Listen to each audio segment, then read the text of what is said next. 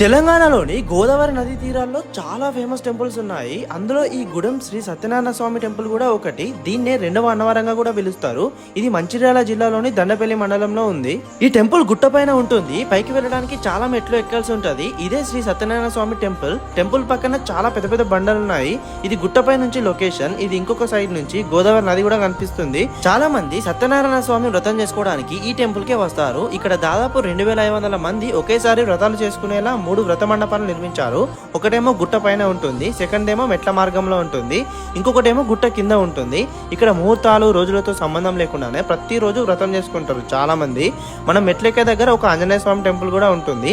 చాలా మంది ప్రజలు ఇక్కడికి వచ్చి హనుమాన్ మాలలు వేసుకుంటారు. ఈ టెంపుల్ కి ఉమ్మడి ఆదిలాబాద్ జిల్లా, కరీంనగర్ జిల్లాల నుండే కాకుండా తెలంగాణ మొత్తం నుంచి చాలా మంది వచ్చి గోదావరిలో స్నానం చేసి గుడెం గుట్టకి వస్తారు. మీరు ఈ గుడెం గుట్టకి వచ్చారా? వస్తే మీకు ఎలా అనిపించిందో కామెంట్ చేయండి. దీని ఫుల్ వీడియో యూట్యూబ్ లో పెట్టాను, చూడండి.